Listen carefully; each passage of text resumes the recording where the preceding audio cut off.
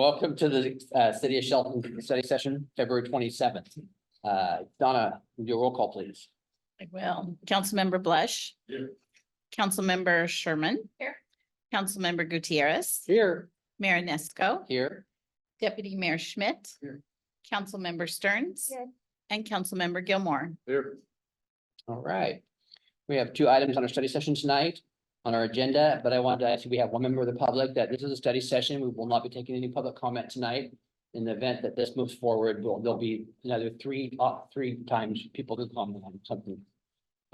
Public hearing, business, and an action item. So tonight we're going to start with the 2024 work plan presented by City Manager Mark Stickler.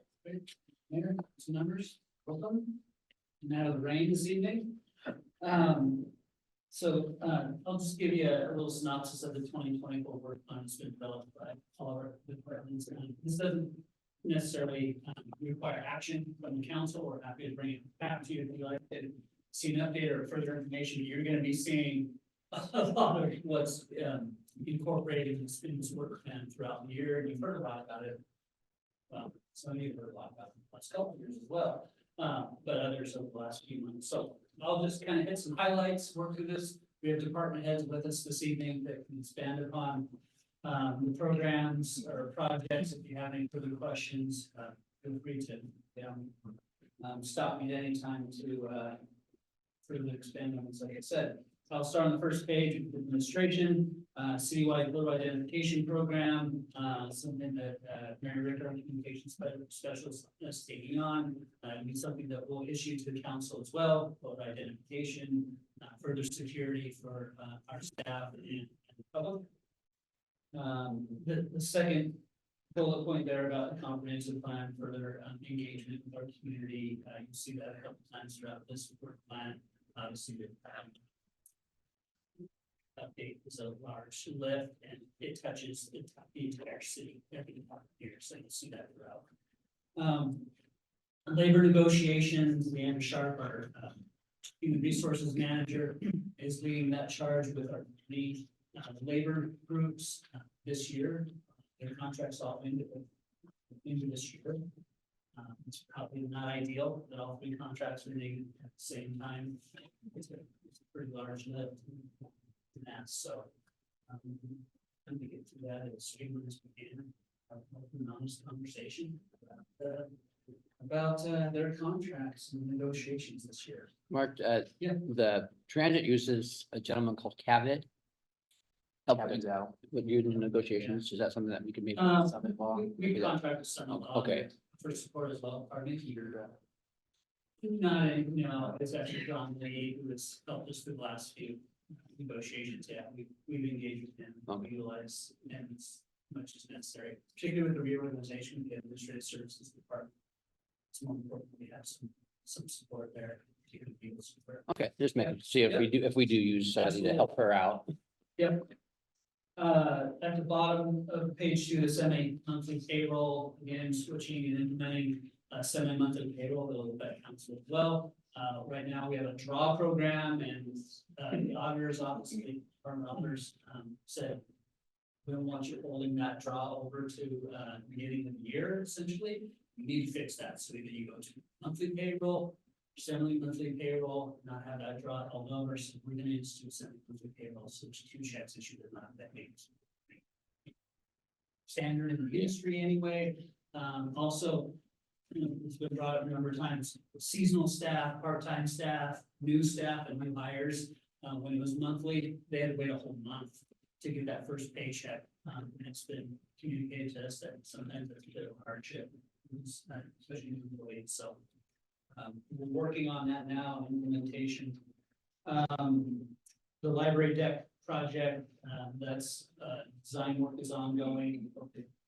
Did probably sometime this spring. Got a project completed for construction season this year. $70,000 grant from the Department of Commerce library construction project. Timberland Regional Library is a partner as well as utilizing library data projects. Civic Center security upgrades. This is the police fencing. It's under design, really getting close to finishing that up, as well as security measures for access control to the building on this site, particularly court, based on PD. Let's see, I'll go to the finance department. Finance department, you'll see a lot of kind of ongoing projects, management projects, quality of service. Because really they're just, for lack of a better term, they're just chucking up the work every day, right? And there's not a whole lot of projects that to be done, other than they're taking on payroll this year. And the semi-monthly payroll program, so it's really important that that department's fully staffed, they're able to get the annual reports done on time for the auditor's office, as well as provide all the information to the council and companies for the transfer budget process and so. Skip to the police department. Police department as well, focusing on recruitment and retention. We talked a little bit about recruitment, back at the last meeting when we saw in Officer Houston, how long it takes to get somebody on board, which is around a year. So retention of our officers is really important. It's more cost effective to the city to not have that turnover. Maintain those staff. Officer wellness program underneath that, as part of that, maintaining our officers' wellness, making sure they're physically able to come to work, they enjoy their work, and they have some benefits that are extended to them at the same time. Bottom of the next page, Boswick accreditation, just achieved renewed accreditation, and that process is an ongoing process. It's dynamic, right? We have to keep up on our education, our training, all of our policies, and so that has to be an ongoing process. We can't just come back 3 years later, wipe the slate clean and complete our those last minute. We have to show that that's being done throughout the 3-year process, right, Chief? Correct, sir. 3-year process. So 4-year process. So and that is one thing Chico says, then that's being funneled down throughout the organization. It's not responsibility of that. There's different staff in the department taking responsibility for different things to make sure there's succession planning there, right? But also there's ownership.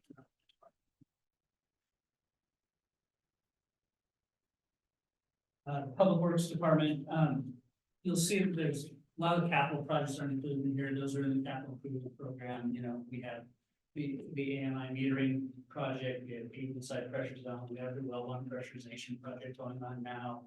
We'll start design fairly soon on the North Cliff Road improvements. Going to contract fairly soon on the Safe Routes to Schools program, but you'll see that Jay and his team from Public Works have put this together in a 6-year implementation program. Really looking at proactive maintenance, the pavement condition index rating system is important in that. Our ER&R system, our vehicle program, and how we're going to best maintain and replace our vehicles in a timely manner, so those don't slip into the condition that it costs us more money than it should to maintain those vehicles, or they're not of service to us and to our community. So being proactive on a number of fronts. Employee development has been really important within the Public Works Department. With the lack of a city engineer, we're bringing staff up that are performing functions a little bit above their job description right now. They're performing quite well, and we're happy to have that.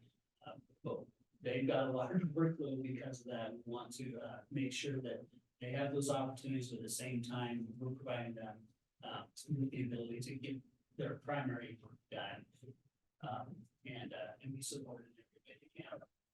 Emergency management, another priority. The city, Jay's taken this on, actually J&J, Community Development and Public Works, have taken on this project, as well as a number of individuals in the city to take this on in more earnest. We've had a few employees go through ICS training recently and develop that emergency management plan. You'll see some of that at the March 12th study session, so we can kind of prime for that. So, and keep marching forward that. Management, best of our.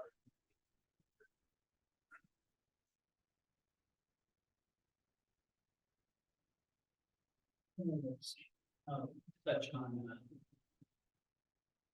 environment, you know, the phase 2 stormwater plan, so it's important that we are actively managing that permit and stormwater systems in our community.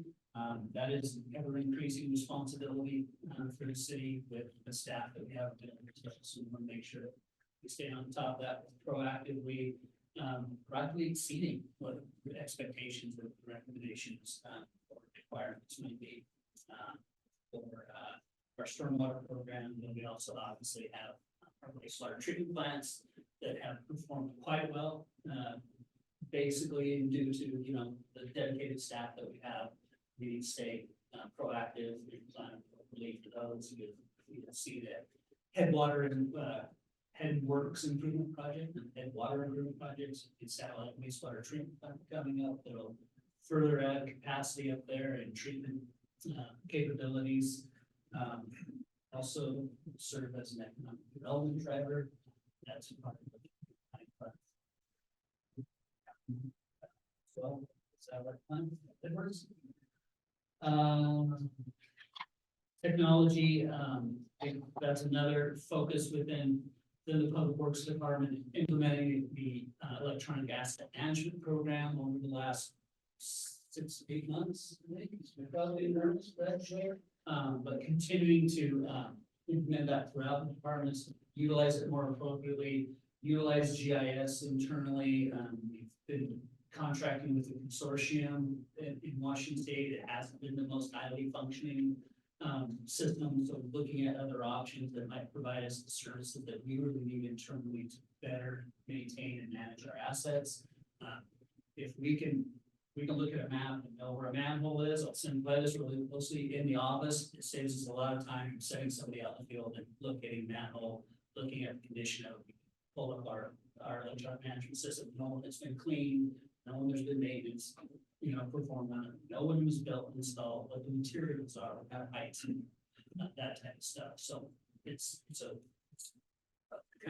a long process to build that system from scratch, but that's happening right now with our staff in multiple departments. If you will. I'll skip over to community development. Structure abatement. As you know, we've already seen one in last year. There's others that are close to receiving some of that same attention, if you will. And that's been a nuisance properties and hazardous abatements that were a priority when we established the 2024 budget. Council, we budgeted $80,000 appropriately to help facilitate that program. Our code enforcement officer and community development director have done a great job in facilitating that one problem structure that, you know, trouble finding ownership, things like that really delay those processes. But looking forward to being able to provide that service to that community, provide some relief to some neighborhoods, move some light, hopefully put some of these properties back on the market as well. It's much more marketable than that structure, if you will, that's on the site anyway. Resume the community cleanup program again this year, 2 days in May. We'll have more information for you fairly soon, but that's being planned as we speak. So 2 locations, managers could drop off their materials. Our code enforcement officer will be quite active in promoting that service to residents that need to get that. Targeted approach, absolutely. Yeah. That's in. Here's a voucher essentially. All this. Voucher. Take it out. This can go. We're here on Saturday. We'll take it. Yep. Take it, drop it off. Go all the way for you. Absolutely right. I know that we've talked amongst a few council members about how maybe community partnerships could be built in that avenue too. We're certainly interested in if somebody, a group, a service club, is interested in providing some service, in conjunction with that activity, we're interested in hearing from them. They can reach out to us because, there's some individuals that don't have that physical capability, they might not have a vehicle. Maybe a firm or whatever the condition may be, their property is falling into. The condition becomes a nuisance, so they may need some assistance and be great. There's some partnerships out there, some neighbors that would chip in, help out with situations. Great. Yeah, absolutely. Next page, comprehensive plan update, as I mentioned before, big lift in community development as well as the rest of the departments.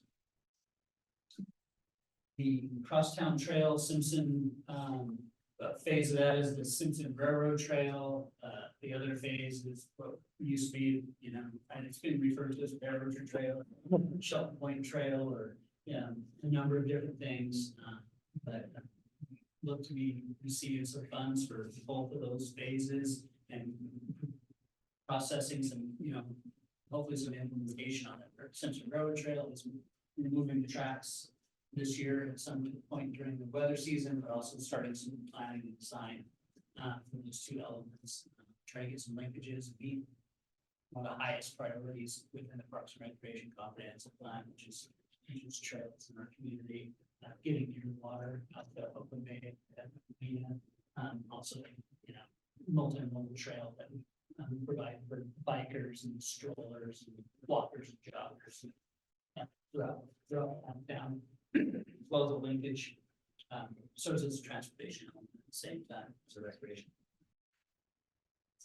Community rating system, this is a program through National Flood Insurance Program, will lower flood insurance rates for policyholders. Senior planner doses signed up for a program this fall, I believe. Right, yeah. This fall, we go out and receive certification there.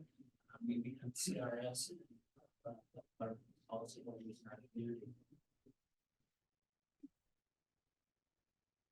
We talked about housing affordability initiatives. We had several different things like MFTE, inclusionary setbacks, housing credits, bonus units, things like that. The county has developed an RFI, request for information for transitional or supportive housing as well. And asked the city to provide comment on that and partner any way it may be possible. So there's avenues out there for increasing housing stock, especially those that may need affordable housing. So looking forward to providing some more options for council moving forward. Part of that's going to be in the comprehensive planning process too. Develop those in the comprehensive plan housing. Shelton Creative Arts District, Jay Hill, happened to run into, what department is that, Jay? The State Arts Commission. State's Arts Commission should know that pretty easy. State Arts Commission has funding to develop arts districts or art programs within communities. So Chase had some very fruitful conversations with them, reaching out to local community members that would serve as a steering committee in this endeavor. As you remember, in 2015, the Shelton Downtown Visioning Program focused on an art district on Coda Street. So refining that a little further, there's already, some elements of an art district there with some gallery space that's newly opened on Coda Street. So let's take advantage of a little bit of momentum there. Individuals that are interested in participating in that process, facilitate down for a seat, perhaps maker space or anything that might be entailed. Last on the list, the animal licensing modernization. It's an annual process right now. There's programs and systems out there that would modernize that, mechanize that essentially, track it much more easily, send out notices for licensing of animals on a regular basis, annual renewal, or there's different options as far as long-term licensing and things like that. that better track some of the animals that get loose in the community, but also get them back to their owners appropriately, but also, you know, just that licensing program benefits that has to. So that ownership. So. That's pretty quick run through of this list of projects. Happy to answer any questions. I know rest of the friends sitting behind you. Be happy to answer any questions. If I know they're nodding their head. Yes, they are. Two of them are. Comments or questions? Sounds good. Labor negotiations, have you had any preliminary discussions on, I know we go into executive session for that, but, is there any anticipated events or things like that? No, we haven't sat down with any of the guilds at this point. We've had some preliminary conversations about some salary structures within their existing contracts that have been problematic, if you will. And they need to be cleaned up, frankly, so we talked about how we address those now and how we may want to address them in the future. We are developing a, kind of a financial forecast, if you will. That'll be our first meeting, probably the end of March. We will present the city's existing finances, some projections on what we're looking at for expenditures and revenues, and then any forecasts as far as what salary increases would look like, so we can better educate these individuals on where we're sitting financially now and in the future. So when everybody comes to the table, they have the sort of understand that financially. So want to and much more transparent, I think, process with our labor negotiations that we have in the past. Come to the table with some assumptions on each side that weren't quite accurate. So we want to make sure that we're able to have those taken care of up front, and we're sitting down and really focusing on the largest issues at hand that are most concerned to these labor deals, as well as most concerned on management side of things. So we have to maintain, a state financial institution here. We also have to promote public safety, retention. Talk about the police department. Retention is an issue, I think, throughout the city. It's expensive to replace employees that have a lot of institutional knowledge. And we're not necessarily, the city of Shelton's not necessarily positioned to compete with communities on the I-5 corridor. So how can we do that? Maybe not entirely from the financial packages. So make you aware of that. We have to have an open conversation on what that might be from our employees. We're open to hear from them. I want to go back and ask about something. Yeah. On the police, we're doing the Citizens Academy. I know I've been to both, Miguel's been to both, Joe went to one, Melissa went to it. And they're really informative. There's a lot of good stuff there. I see we have the next thing there is National Night Out. What is that? That's tonight, that celebrates the law enforcement, and we have usually have a community event that comes forward and develop. Just interact together and do that. Let me know how we can help, because I Yeah. would love to be part of that. This will be the first time that we do this, and I can't even remember the last time this department has participated in that. So this will be a new thing for us going forward. I'm trying to do this every year. Just gotta figure out what we want to do, venue. I think August 2nd, right? I'm sure It's right around. First week of August, yeah, it fell on a council meeting last year. There's different avenues. Sometimes it's in neighborhoods, so neighborhoods have block parties, and then you might have representatives from city departments or agencies that might visit those. Sometimes it's at one location, so we can address them with resources. Sheriff's Department. And that's an idea we have. I mean, the bigger, with all the parks come together, make it a little bigger, make it more fun, bring more people out. Reach more people. All right, any other comments or questions? I just wanted to express my gratitude for the talented staff that we have that are here. And want to make sure that we create the best community in the near future. There's a lot of hard work ahead, but I think the folks that are here really care and really want to see this vision of being able to walk everywhere and enjoying all the fruits and benefits of living in this beautiful place. So I know there's a lot of work ahead, but I think the staff that we have, I'm really confident that we can really move forward and achieve these goals. So thank you very much for all your hard work. I appreciate it. I want to thank not just the department that's here tonight, but their staff are all engaged in this work plan as well. And it's forward thinking, right? It's planning, it's forward thinking. We're trying to be as proactive as possible, strategic, rather than reactive. So that's really important. You kind of have to set your daily work aside a little bit and start thinking about what you're going to do in the future, even though getting through it every day sometimes.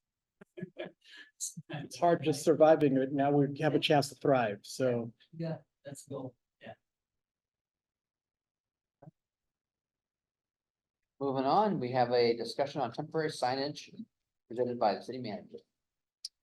At least started by the city. Yeah, I guess I'll just reiterate, at the council, meeting last week, Councilmember Bush. Rose the subject of temporary signs specific to the maximum allowable sign size for a temporary sign. I provided to you just that edit within that section of the code. Didn't really go any further because we didn't have a discussion about any other, elements of that sign code, to be discussed. I don't know if it's cautionary or just informational. Sign codes can take some time. We started this process. It was adopted in April of 22. We started the process in late 19. It could take some time. If you dive into certain sections of the code, if you will, or make changes, it could lead to other implications down the road. So, again, we're not taking action tonight. It's informational, hopefully some direction from council where you want to go from here. If there is action that is sought, or at least bringing it to council for action at a later date, we have to schedule a public hearing because it's a code amendment. It has to be noticed 10 days in advance of the meeting in the local paper. And then again, our three-touch rule would have action at a following meeting. And then we have 60-day review of Department of Commerce. They don't always need 60 days, but they usually take. And they don't have to provide either. Sometimes we just don't hear anything. We assume that they reviewed it and either they've approved it or they don't have any protocol comments, so we move forward with implementation. So that's kind of a brief introduction.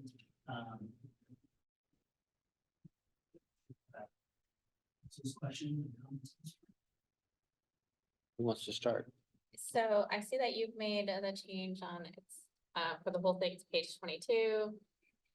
For the maximum size of the temporary sign shall be 32 square feet. We have marked out 16 is 32. Good. Yes. Okay. If this is the only thing we're looking to change, Yeah. this number right here and nothing else. How easy is that to do? And if that is the only change you need to make, is that easier than everything else?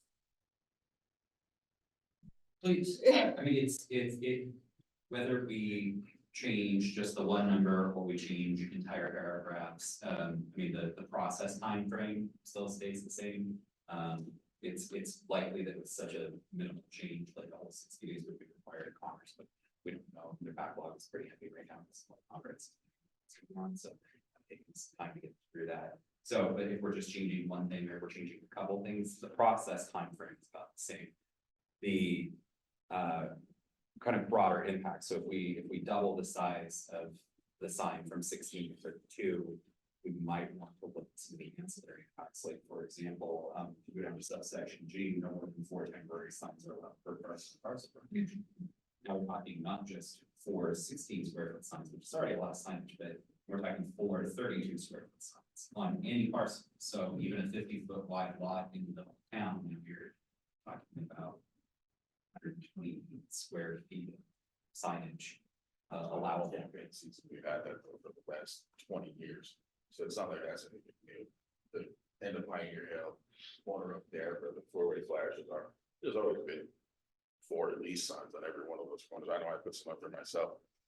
I don't think we need to change anything more than the square footage. Like I said, I've heard a lot about this last 2 weeks, and is anyone really that opposed to this? 100%. Anybody else?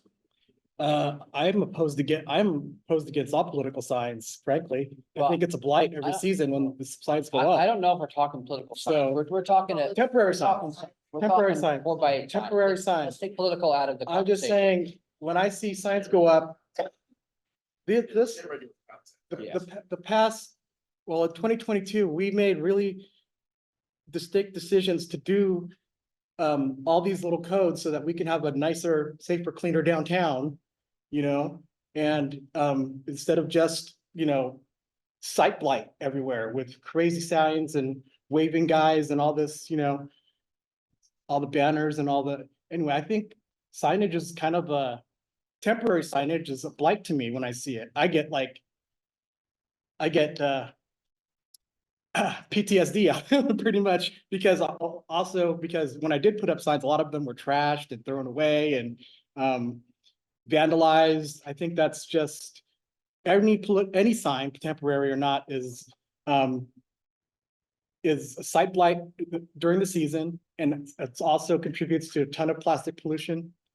And I think I was one of the only people who ran for office who recycle signs. So I'm just saying, signage to me is a blight when I see it.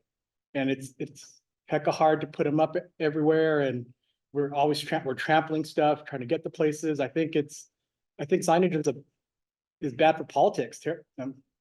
So I think we should have more debates and more forums and less signage. And I think we're also contributing to the political industrial complex, and that's for real. So Both of you disagree, anybody else? Well, we're having a conversation. That's what I'm saying, no, I mean, Melissa, if you guys have any input, I'd love to hear. I'd like to say that I was involved in the last sign change, and I had reservations about the sign change for being fair to businesses, and we worked that out. We did increase the size of the sign, to a 4x4 sign or 16 square foot sign. It's 10 square feet, sorry to interrupt, there's 10 square feet Yeah, previously yeah. in the neighborhood residential Yeah. zone specifically. This current code change that temporary signs to all zoning. So it could be neighborhood residential zone on Basil Street, or it could be the subject property that Councilman Bush brought up. So we're straight. We've removed more signs recently than those signs. We removed a blaster sign. We haven't removed any. We've sent notices to a blaster sign and they were removed, and A there's. couple enforcement courtesy letters that were noticed up on Wallaston Boulevard, that were voluntarily removed. Okay. Jay has. Since have gone back because you guys broke a violation to a community member. Now all the voluntary compliance is going back, just so you're aware, this is what we've created. Now, we've stumbled into a mess here that's gonna start getting worse, you're gonna see. Right now, we're this is a very small problem that we can deal with very short term. If we won't have, if there's political people that are calling me already, all over the place, they're gonna start calling here too. And some of the signs that were removed, different ones have been put back up because of that. And more are starting to get put up, notice, and this isn't that, I don't wanna have people in the meeting telling us again about us doing something silly. This isn't that big of a deal. This is just, a small change that we're trying to make here.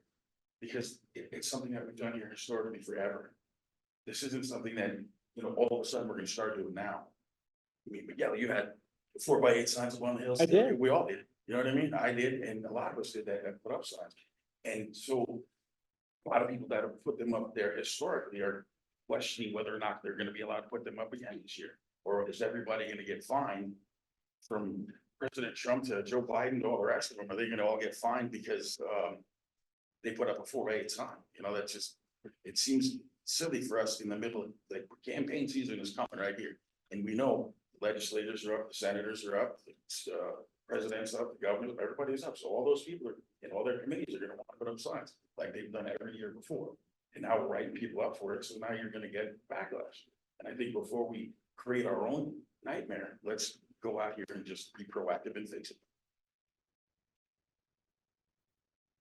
I guess my thought is, if somebody's gonna put up a sign, they're gonna put up a sign, so.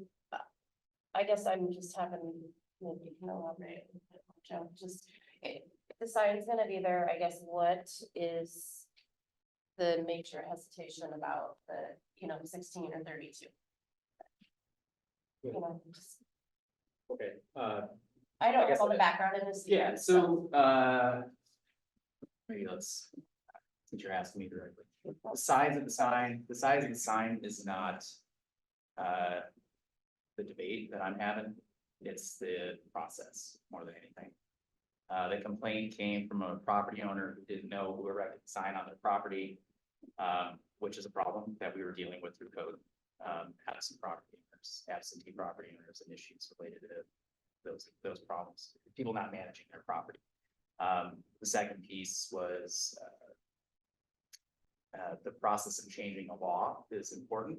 And I think it's important to the public that when we change laws, we follow our process and we don't rush to make a change, especially because somebody asked us to make a change. I really could care less about political campaign season and trying to get anybody elected. I don't want it to be a political conversation. I have personal feelings about the clutter and the crap because 50% of them end up not where they started. Wherever they end up, they're not back at the political party headquarters. Usually they're amongst the community. And we end up having to deal with that. So yeah, part of this was development code. Part of this is just explaining to the community, but a big piece of this to me is just process. And it looks like the city council's making a change to placate to a single political candidate. And that's not what we are supposed to do here. And that is setting very dangerous precedent. That when we feel the pressure from an individual, that we are willing to make a change that will impact the entire community. An ordinance is a law, period, and follow the rules. That's all I gotta say about that. We had open public meetings, hearings about it. That individual was involved in creating the ordinance. I don't have a lot of sympathy for that, so. Law. That wasn't, I didn't speak to him. And it had nothing to do with him. Well, that was the complaint was originated from, correct? Oh, on Facebook, yeah, but that's what started the rest of the people. I didn't talk to him. Other people from around the county called me. And that's the only reason I heard about it. They called me at work. What's going on? But his comment was that he talked to you and you said the council's going to change the He rules. spoke to me afterwards. Okay. After I brought it up here, because I was like, yo, because I said, I don't think that. But you told him that the council's gonna change the law, because that's what he posted. What I said to him was, I said, we're gonna look into this. Because, dude, I'm not trying to cater to anybody. I mean, I don't really know the guy, honestly. I'm looking more at, the other electeds that called me around other places, had nothing to do. Like I said, he was here before, he's not here now, so it doesn't, there's nothing there. My issue was if I put up signs of my own, which I have done historically, I don't want to be in violation of my own code. So this is something that we've all done here for a long time. Eric, you've been a part of this a long time, man. Do you have 4x8s? I don't think I had picked up. I think I had 4x4s. And if you have a problem, That's a big I'm sign. trying to, I don't need to rush anything, and it doesn't have to be done today. If you wanna, if we can have to do hearings and all that, that's fine, I'm good with that. I'm not saying we have to rush into it immediately. But I think it's something that needs to be done. If we can get it on, If you don't mind, I think Jay can talk about the enforcement process, because I think there was a comment made about a fine. Or taking the sign down or something like that, so I wanna make sure everybody's clear on what that process is, right, so we're all playing the same deck of cards. So, we don't go straight to violation except in like dangerous, kind of situations, if there's health or safety impacts or something. On any of our posts, we typically go with a courtesy notice, which is just a, hey, you may not know, but you have, maybe unwittingly, violated one of the city, please comply, there's a time frame. If they don't, then we send them a notice of violation, which is still just a, hey, now you're officially on warning, you have done a thing. We'd like to see resolution of it. If you voluntarily comply, or we can continue escalation. And then it'll go to an infraction, and or misdemeanor, depending on which part of our code. So we haven't issued any fines or citations or anything specific so far. Potential misdemeanor to put up a sign in your yard. Not necessarily. Yeah, no, but it can be, and that's what he just said. Let's not mince words here. That's ridiculous. To put up a campaign sign that's gonna be up for what, 3 months? Come on, dude. That's just goofy. If the sign's a violation of the law and then you get a letter and it continues, and I'm not saying because it's above 16 feet, I'm saying in general, whether we make it 32, whether we make it 64, whether we make it 256 square feet. You know, whatever it is, there's a possibility that somebody will break that law, not listen to their notification, and there needs to be some sort of enforcement. Correct. And at a certain point, that's a misdemeanor. Now, Come on, we gotta pick our battles, you know? You know how many people saw him on the side of the road measuring that sign? And I got phone calls from? Dude, that was ridiculous. Yo, this is silly. This is something that shouldn't have ever become this way. And the fact that it did, come on, we should all be looking at ourselves and going, how did we get this way? Well, I can remember we spent 3 years working on this sign ordinance, or almost 3 years, and we put a lot of time into it. And we had study sessions, and we had study sessions, we had public hearings, the public was able to come in and talk about it. I don't believe we had much participation in it, as I can remember. Most of it was outside of the- We With the Government Affairs Committee, and the Yes. Chamber of Commerce, which And they we did- regularly. we did increase our sign size to 4x4, or to 16 square feet from 10, so the sign size did increase. I believe we allowed four signs on a piece of property, so, you know, even four 4x4 signs on an 80 by 100 lot is gonna be crazy looking. I have no problem at looking at this in the future. I think the perception right now is terrible, and in January, I would love to look at this in January. But I don't think we should change it now. I mean, we spent almost 2 years doing the sign code. Why we want to change it in one day? Or, I didn't ask you to do anything today. I Well, said, we begin the process. You guys created this whole, it needs to be done today. well, I didn't say it needs to be done in a day. I said, I'd like to see it done soon. Yeah. That was what I said. Nothing needs to be done tomorrow. Dude, I'm up for dialogue on anything, with any one of you guys. that's what we're doing. That's what we're doing. We're having dialogue. We're having dialogue right now. So I'm not trying to force anything or do favors for anybody. I want us all to be in compliance when we run for office. I don't understand why that's a problem. I don't know what's wrong with the 4x4 sign. 4x4 is a big sign. I Okay, mean, but that's not what's been used here for the last 20 years. I Everything was can't that. cater the laws for me when I run in the future. That is wildly unethical. And that's a good spin you can put on it there, dude. I mean, but that's Not gonna change laws. You just, I yeah, can't but change it. here's the deal. Well, no, but you'll change it to hurt everybody else around you. That makes you a better man, right? That's, and then you're gonna Do spin we it. have consensus to move this on or not? We're not productive in the conversation anymore. So do we have 4 people that want to Sweet. move this on to business or not? I wanna move it on. I'm gonna pass. pass, not moving on. I'm staying out of this one right now. Okay. I agree with you. I think we should deal with it at another time. It's the same as me. I think next year, I'd look at it next year, January. I don't have a problem moving on with it or not, honestly.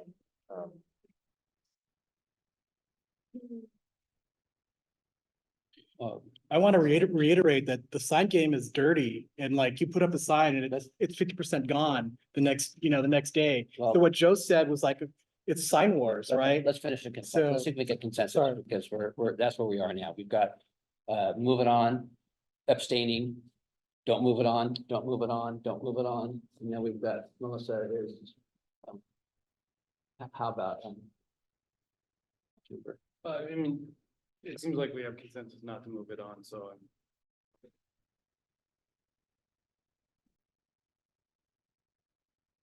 So you got what you need there, sir? I think so. I think I want to be clear though, at this point, this is 32 square foot. Right, signs are a violation of the existing code, regardless of any direction we had tonight, right? I'll utilize this opportunity for education purposes too. 4 temporary signs per lot, the maximum for our existing code. At the same Double time, down on that tonight. at the same time. So, just want to be clear, we'll utilize this as an education piece. If there's somebody that we can reach out to, that you'd like us to reach out to, provide a copy of the sign code, provide more of a, what would you say, just a narrative or, education piece that, you know, maybe simplifies the code, if you will. We're happy to provide that maybe to at least to the political parties and anybody else that might be involved. So they're fully aware and they can distribute that information. I didn't notice anything when I was reading the code that prohibited in any way the sticking together of two signs. And it's basically what's been done up there right now. There's about 15 signs on the spot. But if you can have 4x4 signs, is it feasible that somebody could, and I'm definitely not in the spirit of the law, but apply them all in a way that makes it an 8x8 sign? And in that sense, a 4x8 sign could be cut in half and immediately become 2 4x4 signs. Going back to, You're right, it's not clear, so it's not defined in the temporary sign, but it is in temporary sign section, but it is defined within the permanent sign section, how you measure the sign area.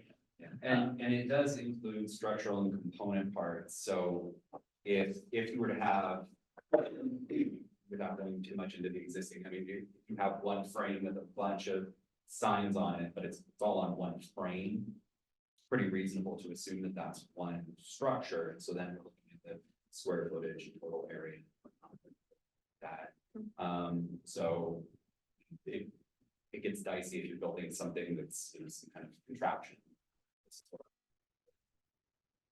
Like, if you were to take one and cut it in half and have 2 separate frames, have it separated, is it 2 signs? Possibly. It depends on the construction, how they're, are they attached, are they not attached, or are they flat? It just would depend a lot on construction. Really, if somebody's getting the splitting hairs that much, it becomes a little more difficult to try to. I have a couple questions. How many complaints on signs have you gotten in, say, the last year? Steer. I mean, how? We get them fairly regularly, and not just, again, not just political signs. We have one for an offsite business that's not even located in town. We set up a courtesy notice as well. But an offsite sign for, they're located out in Incorporated County, for advertising. So, it's a violation. We've had a number of them.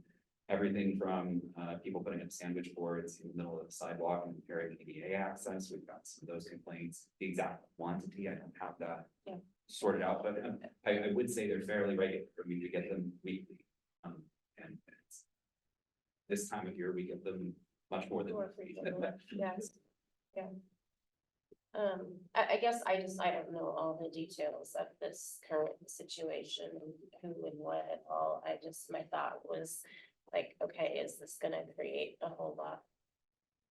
I don't know, this seemed to be such drama over this sign here recently, that like, okay, looking forward. Well, we had signs, I don't know, we had not Macomb, we had Macomb Funeral Home sign in town, 2 spots in town that were quite large, and that's itself, not just the size, but that they're not allowed to advertise another business at their property. I actually got I had a sign in front of Bay Shore that was for a roofer, and the state sent me a letter, a certified letter, gave me 24 hours to remove it. I mean, that's how fast that was, or I was gonna be fined. I wasn't given a week or 2, and I mean, I went out there and cut that sucker down right then, but we had signs all over town, and then when we started the sign ordinance, we had issues with people having visual problems or looking around signs. We had these little wavy signs blowing everywhere, and people couldn't see around them, so we addressed that. We addressed those signs. The rate decision, Yeah. frankly, we made our sign plus, I think it's about 9 pages in Yeah. total now, from 29, almost 30 pages. Yeah. Previously had a bunch of different iterations within different zones. Yeah. it's never gonna be perfect, right? We've identified some changes that we'd like to make, down the road as well. They're never gonna be perfect. We're always gonna run into different iterations within our entirety of our code, our development code. Like it includes entirety, there's gonna be different iterations and changes, based on political, or not necessarily political, but community, views, how our community changes demographically, as it gets built out, so our lots decrease in size, from a 6,000 square foot lot to a 4,500 square foot lot. If they, for temporary signs on that lot that might say, in not so kind words, I don't like my neighbor, or something like that, that has a direct impact on those, so we have to consider those the same as the discussion we had tonight. That's what we tried to do back in 19 and 20, 19 through 22, it's adoption. It's that some of those conversations were very comfortable, frankly, because there's a lot of different opinions, but at the end of the day, we try to adopt a code that encompasses the majority of our population. I just think for the really big signs, I mean, our town is small. There's lots of county space. You're allowed to have the bigger signs in the county. But I'm in the county. I mean, for 4x4 signs, there's a lot of signs, even on an 80 by 100 lot, let's say right down the street, Devin's property. I mean, 4x4 signs is a lot of signs, so I just don't see it being that big of a deal. I think that whoever wants to put signs up, temporary signs, 4x4 is a big sign. And I think, if we want to address this down the road, let's do it, but let's not rush and jump on things just because, a couple people are unhappy because they want bigger signs. I mean, it's a sign. It's a sign, and, we still got two up. I've been walking, I walk a few miles every day. We still got two signs up there at 13th and K. I should just grab when I'm walking one day that from election 2 years ago that are sitting right there laying on the thing, that ran for this office. So I should just grab them and take them and throw them away, but they're still sitting, laying right there in the middle of the grass. Or I can use this as an opportunity to pitch my Civic, post that in there, so that we'll make sure that the appropriate department of the city takes care of that. I think one of my resistance to wanting to move this forward is that I don't have a problem with the 32-foot sign where it was. It's that there are other areas where there probably are problems with the 32-foot sign or with 4 32-foot signs. And people do own their property and they have a right to do that. But I think if we open this up, we're gonna not change one number. If we change anything, I think it's gonna be more nuanced than that. And I don't know if it's the most pressing issue that we have right now. I think, Joe, you brought that up last week. Where have you been for the last 6 years? I've been at 1,000 majority crowd services all the time, right then. You're worried about roads because you work for DOT. Let's get real, man. Come on, doing garbage out. All right, so moving on. We'll put this on our kind of study session list for looking ahead, in the future, develop a timeline, that we can bring this forward, as Jay's implemented, we kind of have this track changes, if you will, or sort of to be edited, spreadsheet. Fix it list. Yeah, fix it list, yeah, if you will, in the tool man, right? And so that builds this list, we develop some of the comments that we receive over time, some things we've experienced as staff, and working through the development code and putting our fix it list and be able to bring this back in the future. I want to thank staff, thank the council. This is government at work. This is how government works. And, they elect us and majority makes decisions that we find, that's best for the citizens at the time that we do it. And,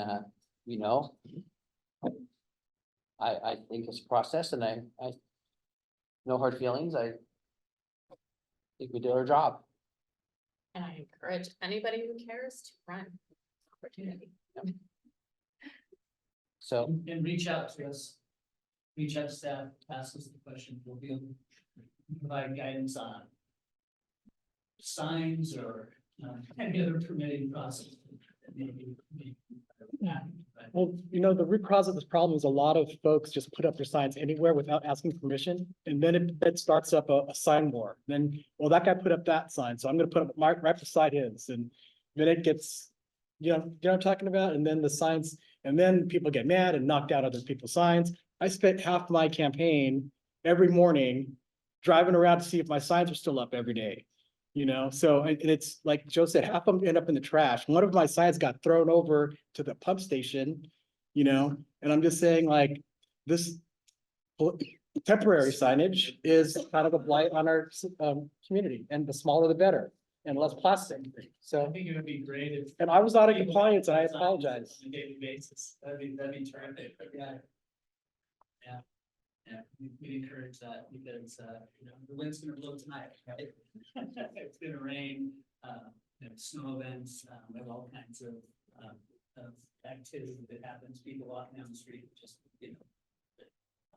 Kick the sign over or something like that, so it'd be great. Those would be appropriate. That wasn't always the case, and we have the opportunity to take action. All right. Does council have any new items for discussion tonight? City manager have any new items he wants to bring up? All right, this study session is adjourned at 6:56.